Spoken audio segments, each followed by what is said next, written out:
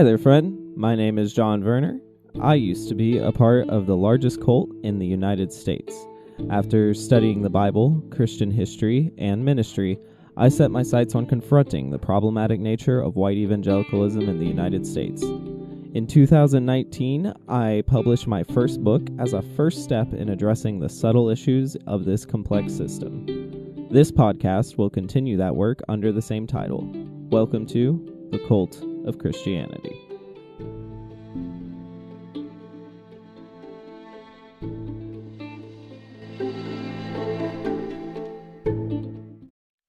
Christian nationalism is the idea that a country's identity should be interlocked with Christianity.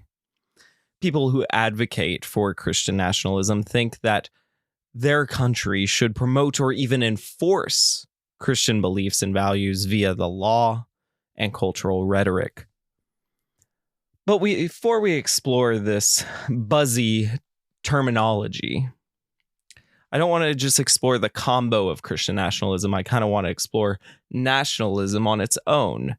And probably the best way to do that would be to investigate the most famous case study of nationalism that I can think of, World War I. Nationalism is an irrational and fervent loyalty to one's country, where that country's interests are seen as superior to those of others. In early 20th century Europe, this intense pride known as nationalism made nations like Britain, France, and Germany believe that they were culturally, economically, and militarily supreme. And with new weapons developing and cultural beliefs butting heads, the only way to prove such would be a war. The rising nationalism of the 19th and early 20th centuries stemmed from historical events and developments such as the Industrial Revolution in Britain, which created new wealth and expanded the British Empire to dominance in at least 25% of the world, with similar economic and social transformations in France and Germany. These national successes bred excessive pride and confidence, fueling the nationalist sentiment, which was further amplified by politicians, royal leaders, and just the propaganda found in each country's respective press. Popular culture, including art, literature, and music, also played a significant role in perpetuating and advancing these nationalist ideas. It was a time of inflated confidence in one's own government and a prevailing belief that war was justified if it was easily winnable. So by the start of the 20th century, many Europeans seemed almost indifferent to the dangers of war, partly because they hadn't experienced it on a first-hand level for quite a while. And aside from the Crimean War and the Franco-Prussian War, the late 1800s were surprisingly peaceful in Europe. Most Europeans hadn't seen a major military defeat in generations, and wars in distant colonies felt more like far-off stories than real threats. That peace, or at least that lack of war, combined with the rising nationalism and militarism, made people naively confident about the prospects of a European war. They believed their nations were unbeatable. The British had their powerful navy, the Germans trusted in their efficient military and industrial might, and the Russians relied on their massive army. The French had faith in their industries and defensive barriers. And particularly the British Europeans were engulfed in patriotism and nationalism, buoyed by 2 centuries of imperial dominance, with songs being written about their superiority and jokes about how weak other countries were. Britain had avoided major wars, but was now wary of Germany. And that fear was fueled by the sensationalist penny press, which published wild tales of foreign intrigues and invasions, almost like spy fan fiction, often portraying Germans, Russians, French, and Chinese with racist stereotypes. So by 1910, invasion literature, as it was called, was rampant, depicting foreign enemies in dehumanizing ways and mocking their leaders for their arrogance and ambition. Alongside Britain becoming xenophobic, German nationalism surged after the country's unification in 1871, fueled by the idea of pan-Germanism, which aimed to unite all German-speaking peoples. And leaders promoted German culture and its military to consolidate the new nation. German leaders admired Britain's empire and in some ways was jealous of it, and in fact resented that Britain was opposed to German colonial expansion, leading to intense anti-British sentiment in the German press. And as these powerful nations boasted about their greatness and superiority, another type of nationalism was growing in this southeastern part of Europe. Unlike the desire for power and domination, this nationalism focused on ethnic groups wanting their own independence and self-rule. And also in Russia, for example, over 80 ethnic groups had to speak Russian, follow the Russian Tsar, and practice Russian religion. Similar to that, in China, European countries had taken advantage of China's resources, making some of the Chinese people very angry and leading them to form secret groups to kick out any foreign influence. And then in the Balkans, a region in southeastern Europe, Slavic people felt strongly about having their own nation. And this movement, called Pan-Slavism, was particularly strong in Serbia. And young Serbs joined groups like the Black Hand because they wanted to get rid of the Austro-Hungarian Empire's control and create a bigger Serbia for all Slavic people. So there's all this dick measuring going on. There's literally rising tensions related to power, identity, and culture all over the world, all at the same time. In the early 1900s, it was a bubble that was bound to burst. That's when two important visitors, Archduke Franz Ferdinand and his wife Sophie, were on vacation of sorts. It was supposed to be a happy occasion, but there was trouble brewing. A group of young nationalists called Young Bosnia were very unhappy with the way Austria-Hungary ruled Bosnia, and they wanted revenge. And one of them decided to take action. He and his friends get weapons and wait along for the Archduke Ferdinand's car. And the plan is to attack when the car passes, but the first attempt goes wrong. One assassin throws a bomb, but it misses the car and explodes harmlessly. The driver speeds up to get away, but there's a mix-up and he accidentally takes a wrong turn down a narrow street. And that's when the assassins got their chance, step right up to the car and shoot the Archduke and his wife Sophie at point-blank range. They are mortally wounded and die shortly after. And this assassination is a huge deal.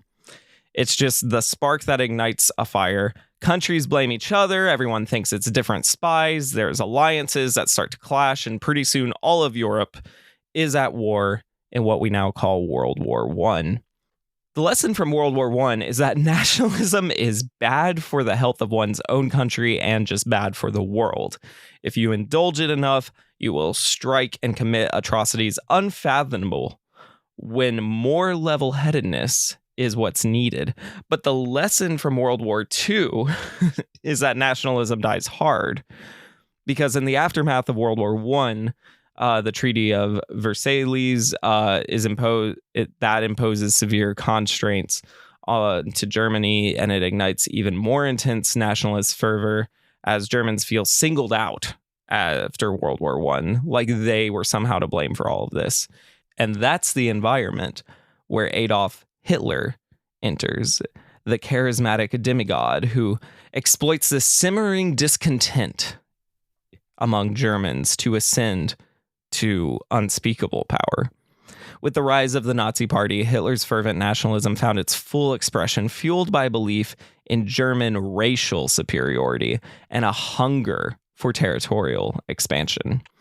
As European powers adopted a policy of appeasement, hoping to stave off conflict, Hitler's ambitions only swelled, culminating in the invasion of Poland and the eruption of the Second Big World War.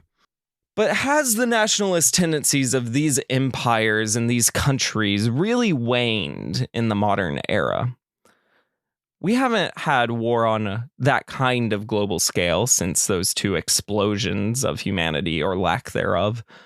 But have we actually ever stopped being at war as humankind in that time?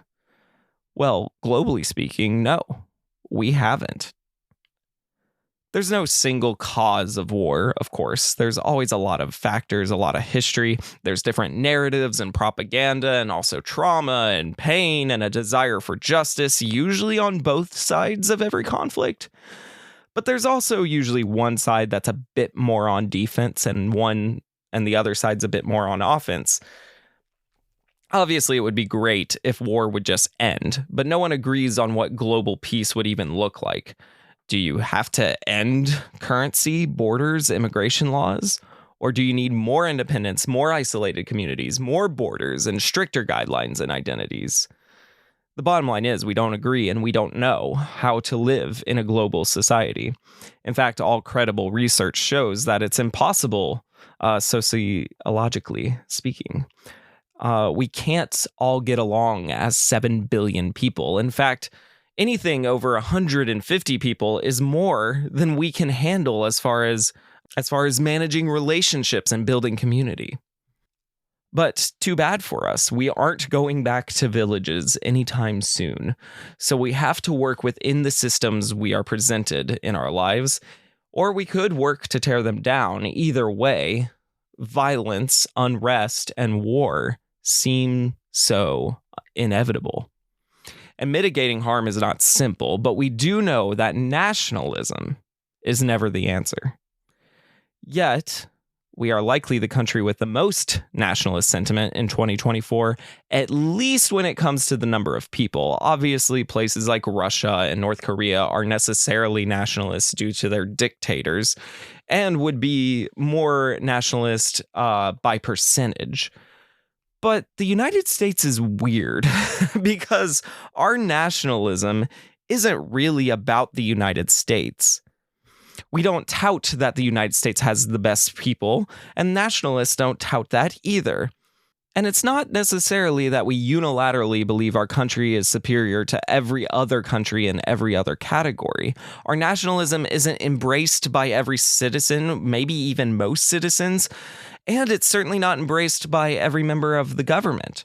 Our nationalism is particularly pasty and held by a very particular kind of powerful person, and it's not usually embraced by the impoverished so easily. It's really white nationalism. And white nationalism is a belief that white people should have their own separate nation where they can preserve their race and culture. They think that things like mixing races, multiculturalism, and non-white immigration threatens the existence of white people. Nearly all white nationalists also believe white people are superior to other races, either through evolutionary advantage or divine selection. And white nationalism is a natural outworking of white supremacist ideology, which, at the end of the day, is terrorism that promotes violence and discrimination. The idea has been around for a long time, and it's not only an American problem. Let's take a trip back in time and see how ideas about race shaped immigration policies around the world. And buckle up because it's a bumpy ride. If we start in the late 1800s, there's a flurry of anti-Chinese sentiment. New Zealand and Canada both passed laws making it harder for Chinese people to immigrate. Australia followed suit soon after, with both major political parties getting behind the idea of white Australia. This meant favoring British immigrants and keeping out anyone else. Around the same time, a utopian experiment called New Australia took root in Paraguay. This community of white Australians wanted to build a perfect society based on shared ownership and a strict racial divide. That did not last long. And then meanwhile in Europe, white supremacist ideas were starting to boil over. Obviously, the early 1900s saw the rise of a hateful society in Germany that would be a foreshadow of what was to come, that believed in the superiority of the Nordic race. And these ideas fueled the Nazis' horrific treatment of Jews and other non-Aryan groups during World War II. Back in South Africa, the National Party came to power in 1914, pushing an even harsher system of racial separation called apartheid. This brutal regime forced black South Africans into designated areas and stripped them of their citizenship. Fast forwarding to the 1960s, Australia finally began to dismantle its white Australia policy. However, as late as the 1950s, New Zealand was still officially committed to prioritizing European immigration. So this is definitely a global problem. But the United States' relationship with white supremacy stands out among these other examples. In the annals of our history, the narrative of citizenship is interwoven with threads of race, identity, and social evolution. The Naturalization Act of 1790 laid the first stones in defining who could become a citizen, reserving the privilege for, quote, free white persons of, quote, good moral character. This delineation was further solidified in 1856 by the Dred Scott versus Sanford decision, which denied citizenship to free blacks descended from slaves, regardless of birth on American soil. Yet the winds of change began to blow in the aftermath of the Civil War. The 14th Amendment, ratified in 1868, extended birthright citizenship to Black Americans, marking a pivotal shift. However, it conspicuously excluded untaxed indigenous peoples. Not until the landmark case of United States versus Wong Kim Ark in 1898 was a citizenship for non-whites born on American soil firmly established. And that set a precedent that reverberated through the corridors of power and the consciousness of the nation. In the political arena, voices like that of John C. Calhoun echoed sentiments of racial exclusivity, adamantly opposing the incorporation of non-white races into the Union. And the specter of racial superiority haunted post-Civil War landscape, finding expression in the emergence of groups like the Ku Klux Klan. Found as a bastion of white supremacy, the KKK wielded terror as a tool to maintain the racial hierarchy of the antebellum South. Its resurgence in the early 20th century witnessed a shift towards broader nativist and nationalist sentiments, encapsulated in slogans like 100% Americanism. The second iteration of the KKK, with its modern recruitment tactics and more broad structure, boasted a formidable membership reflected in the social tensions of a rapidly industrializing America. Anti-Catholicism and nativism became rallying cries as the Klan sought to preserve a perceived white Protestant homogeny. While anti-Catholic and increasingly narrow rhetoric would result eventually in the decline of KK membership, their propaganda never died. The latter half of the 20th century witnessed a rise of white nationalism, spurred by anxieties over shifting demographics and cultural change. Figures like William Luther Pierce and movements advocating for white separatism emerged, challenging the prevailing narrative that multiculturalism was synonymous with the United States. And this resurgence found expression in esoteric subcultures and the emergence of what we now call the alt-right, a loose coalition of far-right ideologies coalescing around white nationalism, dancing around it, sometimes naming it, sometimes not. And the political landscape became a battleground, with figures obviously like Donald Trump receiving endorsements from white supremacist leaders like David Duke. White nationalism, often cloaked in the guise of identity politics, is simply the promotion of racial bigotry and divisive rhetoric. The threads of white nationalism are but one strand, but it is an essential strand. The most dangerous cocktail of radical ideology facing our country is white Christian nationalism. White supremacy is dangerous on its own, nationalism is dangerous on its own, and in my opinion, Christianity is also dangerous on its own. But when combined, it feels like staring at a Cerberus. But how does all of this relate to Christianity? Is it just happenstance that simply some Christians are white, some are patriotic, and where there is overlap, they helplessly fall victim to passionate rhetoric? I don't think so. I think white supremacy and Christianity are a match made in hell, but a match made nonetheless. I think the Bible is nationalist in tone from Genesis to Revelation, and that power and dominance has always been a part of Christian history. Back during the Crusades, the concepts of nationalism, as we know it today, wasn't really a thing. People identified more with their religion than with their country. The Crusades aimed to unite Christians, not countries. And Pope Urban's call for the Crusades wasn't about French or Italian identity. It was about defending and uniting Christians across different regions and churches. So the Crusaders weren't fighting for their own country, but for their own religion and fellow believers. And in this sense, Christian nationalism is sort of an odd phenomenon. especially considering that evangelicals are usually more about global influence and global Christianity, at least in theory. We are almost running into a wall where our language is too limited to really explain the sociology of all this. While the term Christian nationalism has been used more regularly since evangelicals have thrown their reputation behind Trump, it's not quite articulating everything that is happening. Further, Trump is not as radically white supremacist as his white supremacist supporters might wish. He simply knows it's a base that doesn't get its back scratched enough. And moreover, Trump is happily a nationalist because the superiority of his country means he is the most superior human if he is the president of that country. It's a malignant narcissist's biggest fantasy. But Christian nationalism doesn't actually care about Trump. What's rather odd is Christian nationalists don't even seem to care about their nation very much.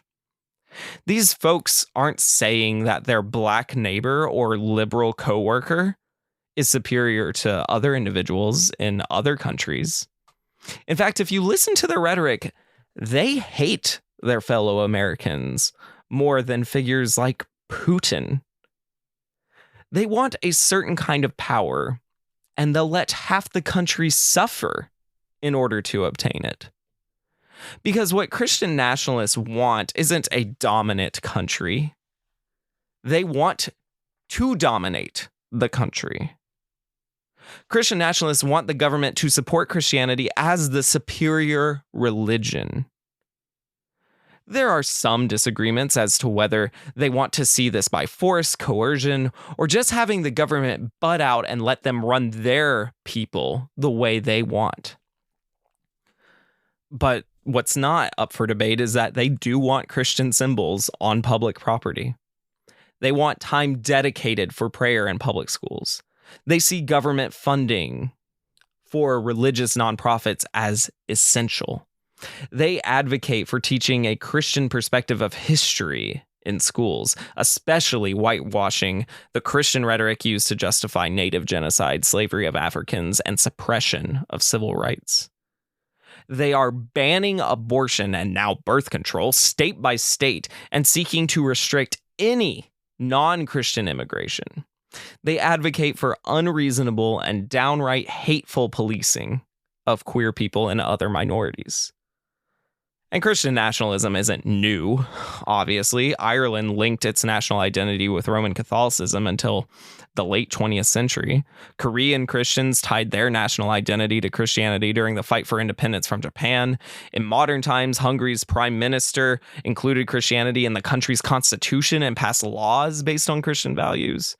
In the U.S., Christian nationalism has been influential for a long time. I mean, it gained momentum during the Cold War with the adoption of "In God We Trust" as the new national motto, and it's still printed on our currency. This belief that a country should be defined by Christian values is powerful. Brainwashed Christians see it as a way to uphold their faith in public life, giving little regard to how it threatens diversity and democracy.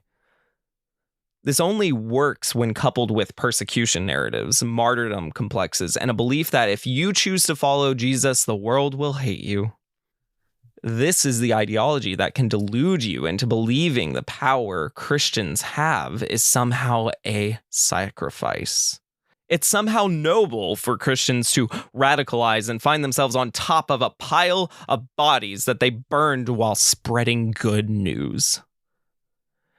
They have built-in deniability of all the bloodshed carried out in Jesus' name. They are victors for Christ, and that is their superior kingdom. They are nationalist for Jesus' kingdom. So nationalism might be a bit of a misnomer. I don't have a better term for it other than just Christianity in practical terms, because nationalism is simply one way Christians are permitted to interact with their government. But their nationalism is certainly one that seeks to be on offense more than defense. The Seven Mountain Mandate is a concerted effort by a group of Christians to address perceived societal challenges through a strategic approach. This initiative delineates 7 key spheres of influence, likened to mountains. Those facets are family, religion, education, media, arts/entertainment, business, and government. The overarching aim is to drown these realms with Christian values and principles, originating in the 70s, but only recently becoming so evident. This 7-mountain mandate is scary. And the movement was very supportive of the presidency of Donald Trump, with member Paula White becoming Trump's spiritual advisor. White claimed that Trump will play a critical role in Armageddon as the United States stands alongside Israel in the battle against Islam. That's a direct quote. And in 2020, Charlie Kirk, fascist asshole, said, quote, "Finally, we have a president that understands the 7 mountains of cultural influence." He said this during a speech at the Conservative Political Action Conference. An intriguing facet of this movement is its eschatological, meaning end times, implications, with some adherents viewing the mandate as instrumental in precipitating the prophesied end times. This narrative is told with a sense of urgency, as they perceive themselves as pivotal actors in the cosmic struggle and Jesus' second return. Further, the conservative nationalist idea of overthrowing the government, as we know, has a name called Project 2025. And this Project 2025, also dubbed the Presidential Transition Project, is a bold endeavor with a hefty dose of ambition and ideological zealotry. Picture this. It's a grand scheme orchestrated by conservative minds envisioning a radical makeover of the American federal government following a hypothetical Republican victory in the 2024 presidential election. It's akin to a political revolution to shake the very foundations of governance in the United States. It's pitched as patriotic, but it's the most anti-American sentiment you can find, because at its core, Project 2025 is the brainchild of the Heritage Foundation, which is this conservative think tank notorious for its unyielding stance on traditional values and limited government intervention. Project 2025 is not merely a collection of policy proposals, but a meticulously crafted blueprint for an overhaul of epic proportions. Imagine tens of thousands of conservative activists descending upon the District of Columbia, aiming to supplant what they dub as deep state, entrenched with federal bureaucracy. It's a call to arms, a rallying cry for ideological warriors ready to wage war against what they perceive as an encroaching liberal homogeny within government ranks. In other words, they want to overhaul the government. And the cornerstone of Project 2025 lies in its maximalist interpretation of the unitary executive theory, the doctrine that gives presidents complete authority over the executive branch from day one of inauguration. And that doctrine serves as the bedrock upon which this whole project stands, justifying sweeping reforms that would drastically alter the landscape of the United States. And this includes things like slashing the Department of Justice, dismantling the FBI, and the Department of Homeland Security would be reduced to mere shadows of its former self. Environmental regulations, gone. And that would pave the way for a resurgence of fossil fuel production. And then agencies like the Department of Commerce would be on the chopping block.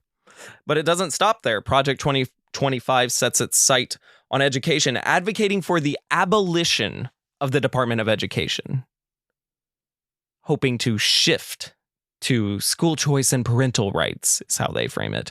But what they really want is more private education and homeschooling. They want that to be the dominant method of indoctrination. And perhaps the most contentious aspect of the project lies in the social agenda, from rejecting abortion as healthcare to criminalizing pornography. Project 2025 seeks to impose a conservative moral framework upon the nation, whether the people want it or not. And then really the scariest elephant in the room is the expansion of presidential powers required for this Project 2025 to work. And under the guise of the unitary executive theory, Project 2025 advocates for placing the entire executive branch under direct presidential control. It's a power grab of unprecedented scale, raising serious concerns about the erosions of checks and balances within the government. This isn't merely a policy proposal, but it's a manifesto for a new era of governance in the United States. It's advocacy for a dictatorship, as long as it's a certain kind of dictatorship. It's a vision that challenges the status quo, upending decades of bureaucratic inertia in favor of a more streamlined, ideologically driven government. And it's really appealing if you want to live in a Christian nation. The truth is that the lines of distinction between a Christian, a white supremacist, and a nationalist are rather fine points, are rather fine lines. They are like a 3-circle Venn diagram with more overlap rather than less. And don't get me wrong, you can be a Christian and not be nationalist or white supremacist. In fact, you can be white supremacist and not be particularly nationalist or Christian. And you can be nationalist, but not a white Christian. In fact, you can be a white supremacist Christian and reject nationalism, a Christian nationalist that isn't white supremacist, and a white nationalist that rejects Christianity. But no matter where you are plotted within those 3 circles, the center is always growing and beckoning the disenfranchised and bloodthirsty to embrace more toxicity. White Christian nationalism is increasing as a pervasive ideology in America, advocating for the nation to be founded, governed, and shaped by Christian principles. It's in many ways the current branding of conservatism in the United States. More and more people align with political movements and leaders who prioritize Christian identity and values in governance over principles of the fucking Constitution, democracy, and the future of progress. Inherent in these ideologies is a desire to return to something, hence the MAGA slogan, Make America Great Again. It imagines a world where Christians have more freedom than anyone else, and people are grateful that Christians helped the country be so fair. Within this framework, there are various subgroups, such as the New Apostolic Reformation, which seek to reshape the country according to their interpretation of Christian principles. But groups like this have been active in supporting not only Donald Trump, but other fascists, and their followers are just growing and growing, and it's part of why January 6th even happened. The ideology's influence extends not just through fringe politics, but mainstream politics, with a significant portion of white evangelicals embracing the tenets of white nationalism. Leaders within these subgroups often have direct ties to conservative politicians and networks, further blurring the lines between religion and politics. And despite its fringe appearance to some, white Christian nationalism is more mainstream than ever, shaping political discourse and mobilizing individuals for what they perceive as a cosmic battle between good and evil. If you look at different dictators throughout history, like Mussolini, Hitler, Franco, and Tito, and examine their ascension to power, you will see a cycle. Mussolini's political evolution began with socialist leanings, albeit with unorthodox ideas, including how influenced by Nietzsche he was. But he broke from the Socialist Party during World War I due to his interventionist stance. And fascism under Mussolini's leadership emphasized nationalism and a skewed class conflict in favor of collaboration, embracing the myth of a national rebirth. And Mussolini aimed to revive Italy's past grandeur and territorial dominance, justifying expansion by promoting the cultural superiority of the Italian race. Embracing fascism and influenced by Mussolini, Hitler diverged on nationalist sentiments, renouncing his Austrian roots and embracing his German heritage, attributing Germany's World War I defeat to betrayal of some kind. And joining the nationalist DAP, which evolved into the NSDAP, Hitler leveraged his oratory prowess to mesmerize German audiences. He championed the palingenetic myth, employing historical symbols to underscore the need for renewal. Hitler propagated ethno-nationalism, advocating the superiority of the German race and assigning blame to external groups, like the Jews, for Germany's woes. And emerging as Europe's youngest general after surviving the Rif Wars in Morocco, Francisco Franco attributed the downfall of the monarchy to a perceived conspiracy, guess what, involving Jews, Freemasons, and communists Entrenched in the right-wing nationalist faction during the Spanish Civil War, Franco ascended to dictatorship with backing from Germany and Italy.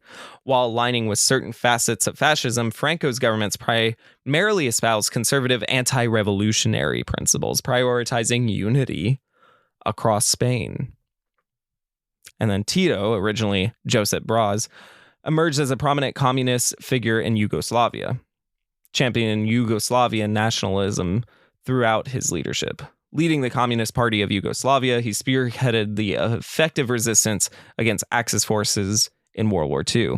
And Tito's advocacy for Yugoslavian nationalism played a pivotal role in fostering a cohesive national identity within Yugoslavia. And despite facing ideological clashes with orthodox Marxism, Tito forged his own brand of communism, blending nationalist principles with Marxist ideology.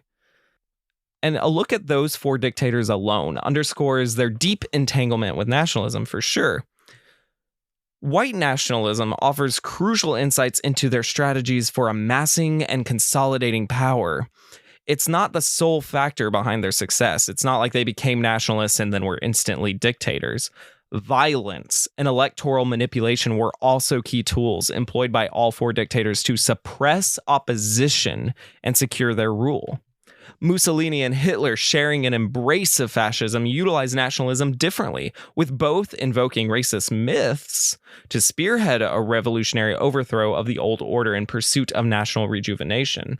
And then on the other hand, you had Franco and Tito, viewing nationalism more instrumentally, positioning themselves as a stalwart defender of their nations. Franco's Spain, rooted in centuries of tradition, saw nationalism as a continuation rather than a rebirth, while Tito's Yugoslavia lacked a distinct birth narrative, rendering a rebirth motif untenable. And both Franco and Tito exhibited more flexible ideological stances, with Franco abandoning fascism when expedient and Tito adapting his communist affiliations as circumstances evolved. Yet despite those kind of variations, all four dictators wielded nationalism to delineate an in-group and an out-group, fostering a sense of unity against perceived threats. This manipulation of in-group dynamics, facilitated by nationalism's capacity to engender automatic loyalty and antagonism towards outsiders, underscores the potency of nationalism as a tool for dictatorial control. And perhaps you can see where I am going with this. Nationalism is simply large-scale containment of a cultic variety.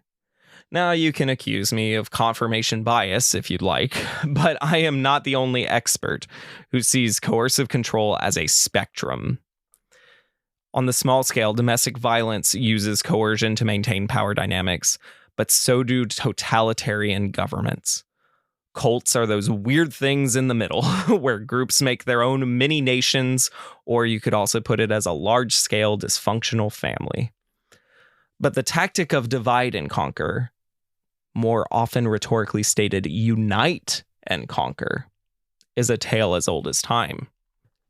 The Old Testament story of Abraham, Isaac, and Moses creating a nation out of a group of strangers without land exemplifies the tension between national identity and universal humanity that is also present in modern nationalism.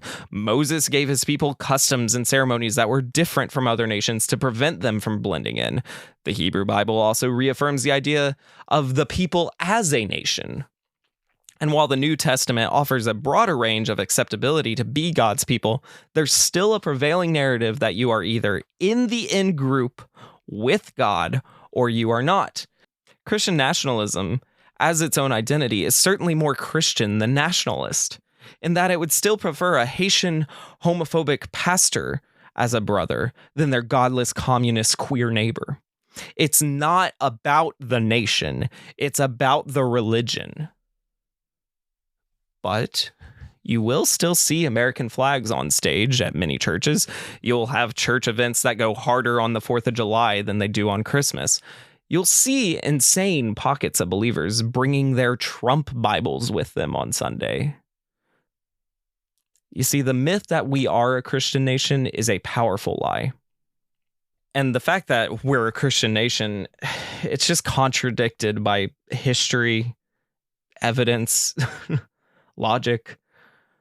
When Christians dive into the political arena with the aim of shaping the nation according to their values, the outcome often defies their intentions. Instead of drawing non-believers closer to Christian ideals, Christians in politics frequently end up engaging in worse behaviors than the ones they sought to change. This political engagement tends to erode any integrity they were projecting. And moreover, the teachings of Jesus, as found in their own Bible, does not support the quest for political power. Seeking political control fundamentally clashes with the pacifism and separatism of Jesus. And America's founders aimed to create a nation of religious freedom, not specifically a Christian nation. Yet in the early 19th century, Christians riding the wave of the Second Great Awakening essentially Christianized the American Republic. Over time, many white Americans embraced the idea that America is a Christian nation. However, give credit where credit is due, Black Americans have long argued that the notion of a Christian America is a hollow concept steeped in white supremacy. In the 19th century, figures like David Walker mocked the idea of a Christian America, while Frederick Douglass and Ida B. Wells exposed it as a smokescreen for heinous crimes against Black people. And moving into the 20th and 21st centuries, voices like Martin Luther King Jr., Malcolm X, and James Baldwin continued to debunk the myth of a Christian America. So now that Christian dominance in the United States has declined. In response, many white Christians seek to restore a perceived lost golden age, conveniently overlooking that such a golden age was only pleasant for a very select few. Nationalism touts a lie that one's nation is superior. Cults tout lies about how their leaders and gurus are superior. And both teach that the more you conform, the more worth you have. But the similarities between nationalism and cults don't stop there. Imagine a town where everyone wears the same clothes, listens to the same music, says the same things. They revere their leader and a man who tells them they're the chosen ones, surrounded by enemies wherever they look. That's pretty clearly a cult, right? Well, instead of a town, now imagine a country. Flags everywhere, anthems blaring, everyone chanting about their national greatness. They suspect all outsiders of crimes and believe that their nation is always under attack. Does that sound familiar? Nationalism is a useful ideology for cult leaders. Both rely on the same things: a sense of belonging, a powerful leader, and a clear division between us and them. Cult leaders are rock stars. I mean, they're charismatic. They tell you what you want to hear. And nationalist leaders are really the same. They speak of national pride, a glorious history, a destiny no one else can share. So both cults and nationalistic movements, they need enemies. They need someone to blame for problems, to keep everyone scared and focused on the outside world. It's us versus them, good versus evil, us against the outsiders, the liberals, the socialists, whoever they happen to be. And cults indoctrinate. They tell you what to think, what to believe. Well, nationalist countries do the same thing. Textbooks are banned or rewritten, and anyone who points out the revisionism is labeled a traitor. And think of all the sacrifice that cults demand. They want your time, your money, your whole life. Well, nationalist countries can be just as demanding. They ask for your sons and daughters in wars, your tax dollars for walls or whatever else, and your silence when things go wrong. Cults believe everyone is out to get them, that they're persecuted and misunderstood. Well, nationalist countries fall to that trap too. They see threats everywhere, a world conspiring to keep them down. And just as cults use fear and manipulation to keep control, nationalist movements do the same thing. They scare you with threats, bombard you with propaganda, rewrite history to fit their narrative. And the danger is clear. Cults are a lot smaller than countries, but they can use nationalism to take over entire countries. We need to see these warning signs, the tactics they use to turn love of country into blind devotion. We need to think critically, question the narrative, and remember that healthy patriotism doesn't require hating anyone. The Christian nationalism in the United States that we are facing, especially with the upcoming election, and continued polarization of our rhetoric, it's scary. But it's not new. Christian nationalism has long been a simmering current in American society, occasionally bubbling to the surface and challenging the core of our democratic ideals. Its roots reach back to the early 20th century, finding fertile ground in the social and economic turmoil of the 1920s and 30s. Gerald Lyman Kenneth Smith was a charismatic but toxic figure who blended fascism, anti-Semitism, and anti-communism. And in the 1940s, he became a potent voice for Christian nationalism, founding organizations like the Christian Nationalist Crusade and publishing The Cross and the Flag. Smith's message was clear. America belonged to white Christians, and others were tolerated at best and disposable at worst. He distorted patriotism and the Founding Fathers' beliefs to fuel his vision of a Christian ethno-state. And Christian nationalism, however, proved quite adaptable. Because you had the 60s Supreme Court rulings like Engel versus Vitale curbing teacher-led school prayer, and that sparked outrage among many Christian groups. And that became really the rallying cry for Christian nationalists who saw government intervention like that as an attack on their way of life. And so by the 70s, you had figures like Falwell and Pat Robertson wielding religion as a political weapon. They founded organizations like the Moral Majority, which obviously influenced the Republican Party and still does to this day. And the language of religious freedom was twisted to justify discrimination against those who didn't conform to their beliefs. Previously unthinkable arguments like the right to discriminate based on religion were now gaining traction. And this wasn't a new tactic either. Anti-Semitic figures like Walter Huss had used the guise of religious freedom to spread bigotry centuries earlier. And similarly, Christian nationalists framed discrimination against the queer community as divinely ordained. And they still do, because today's Christian nationalism is a continuation of a legacy of bigotry. It uses the cloak of religious freedom to perpetuate hate and exclusion. Adherents see themselves as divinely chosen. Their ideology is beyond questioning. Understanding the evolution of Christian nationalism from its anti-Semitic and white supremacist roots to its modern form and its mainstream form is crucial to recognize how real this threat is. And one thing sticks out to me when you look at the history of Christian nationalism. The enemy can change, but the heroes can never. They'll blame the Jews, the blacks, the gays. Recently, it's been transgender folk and even women in the workplace. They'll blame liberals, communists, millennials, TikTok, drug addicts, homeless people, big cities, teachers, colleges, or whatever else falls outside their nerfed and shallow, pathetic world. But the one thing they will never blame is a straight, cisgender, white landowning man. Sometimes it's hard to know which hand is feeding which, and whether Republicans need Christian nationalism or Christian nationalism needs conservative ideologues. But whether the chicken or the egg came first, they produce some of the most frightening rhetoric I've ever witnessed. We must recognize the language of Christian nationalism for what it is, a calculated attempt to silence dissent and weaponize faith for political gain.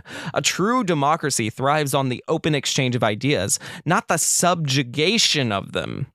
Let us not surrender the soul of our nation to a narrow ideology. The future of our country hinges on our ability to challenge manipulative tactics and uphold what I hope is a true American ideal. A pluralistic society where all faiths are permitted if kept personal. But no religious ideology should ever dictate a single law. I want America to be a beacon of hope, not a battleground for religious dominance. The use of nationalism within Christianity isn't merely a political strategy, but a deeply embedded religious tactic. It binds cults together, offering a sense of purpose and unity that can be both inspiring, but so dangerously exclusionary. Because the cultic rhetoric of nationalism, when you're disenfranchised, sounds nice. The rituals, symbols, and sense of belonging, it's really identical to the hope found in white evangelicalism. It's a powerful tool for Christian communities. to say that you belong and that all this has a greater purpose. This symbiotic relationship where nationalism's fervor amplifies religious devotion and vice versa is a toxic cocktail that has and will continue to add to the blood on the hands of Christian cultists.